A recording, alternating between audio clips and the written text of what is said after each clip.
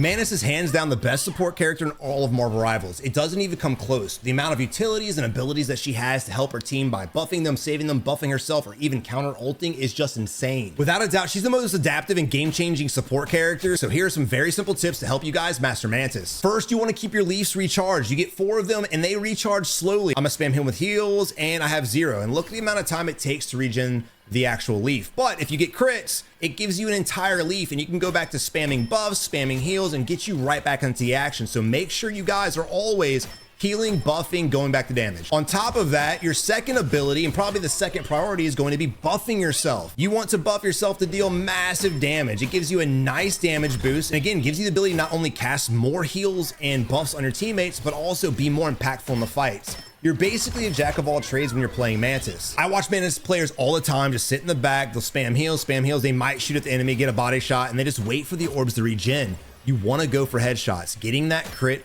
allows you to just basically spam this indefinitely. And again, we talked about this, but make sure you're paying attention to damage boosting. You want to damage boost as often as possible. You'll notice at the bottom right-hand corner of your screen, these lines that pop up every time you cast a boost or every time you cast a heal. Green is heal, blue is boost. You want to pay attention to that. So as you're laying fire, you kind of glance down. You're like, oh, he needs to be healed for sure. Or I'm gonna go ahead and boost him, heal him, and then go right back to damage. Next, boost yourself. You're already firing at the enemies. Why not boost, right? We just talked about how you can infinitely have these orbs. You want to keep yourself boosted, keep your teammates boosted, and just keep it going. Every time you find yourself in a 1v1 or you're outnumbered, boost yourself and get damage on the enemy. You want to try your best to get as much damage on the enemy as possible because you basically become a duelist and you can go toe-to-toe with damage with most of them. Leading me to my next point, use your stuns. It's extremely crucial to prevent dives, but also allows you to get instant 1v1 advantages. But remember, once you stun an enemy, the moment you shoot them, they will wake up. So make sure you stun the enemy, look how long it takes from the wake up, boost yourself, and get the headshots and knock them out in 3 shots. Lastly, her ultimate. Do not waste your ultimate to save one teammate who's low on health or even 2 teammates that are low on health. You only get your ultimate a handful of times depending on how long the game lasts. So make sure you use your ult to either instigate fights or save your team from fights.